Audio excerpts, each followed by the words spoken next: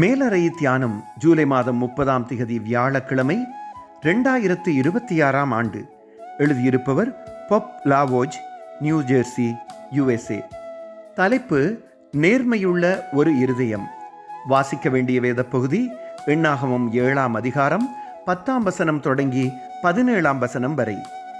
இன்றைய நாளுக்குரிய தியான வசனம் 2 நாளாகமம் 16ஆம் அதிகாரம் 9ஆம் வசனம். தம்மை பற்றி உத்தம இருதயத்தோடு இருக்கிறவர்களுக்கு தம்முடைய வல்லமையை விளங்க பண்ணும்படி கர்த்தருடைய கண்கள் பூமியெங்கும் உலாவிக் கொண்டிருக்கிறது.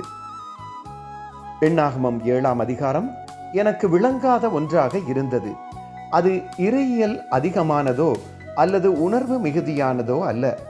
ஒரே விடயத்தை 12 தடவைகள் சொல்லி இருப்பதுதான். 100 சொற்களுக்கு மேலே 12 இஸ்ரவேல் கோத்திர தலைவர்களும் பலிபீடத்தின் பிரதிஷ்டைக்காக கொண்டு வர வேண்டிய காணிக்கையின் விவரம் தரப்பட்டுள்ளது. காணிக்கை ஒன்றுதான், தலைவர்களின் பெயர்கள்தான் வித்தியாசம். இந்த பந்தியை நான் எழுதியிருந்தால் தலைவர்களின் பெயர்களை ஒரு வசனத்திலும், காணிக்கை பொருட்களின் பெயர்களை ஒரு வசனத்திலும், அவற்றையே ஒவ்வொரு தலைவரும் கொண்டு வர வேண்டும் என்றும் எழுதியிருப்பேன். ஏன் அப்படி எழுதவில்லை? திரும்ப திரும்ப வாசிப்பதனால் ஏற்படும் சலிப்பை நாம் நோக்குகிறோம். ஆனால் கடவுளை மகிமைப்படுத்தும் காணிக்கையுடன் வரும் தனி மனிதர்களை கடவுள் நோக்கி காணிக்கையை ஏற்றுக்கொள்கிறார். கடவுளை துதிப்பதற்கு புத்திசாலியாகவோ தனித்துவமானவராகவோ இருக்க வேண்டியதில்லை. உள்ளம் தூய்மையானவராக இருந்தால் போதும் என்று ஞாபகப்படுத்தப்படுகிறேன். ஆலயத்தில் கடவுளுக்கு தெரிய வேண்டும் என்பதற்காக உரத்து பாட தேவையில்லை. கடவுள் கவனிக்க வேண்டும் என்ற நினைவுடன் ஆலயத்தில் உதவி செய்யக்கூடாது.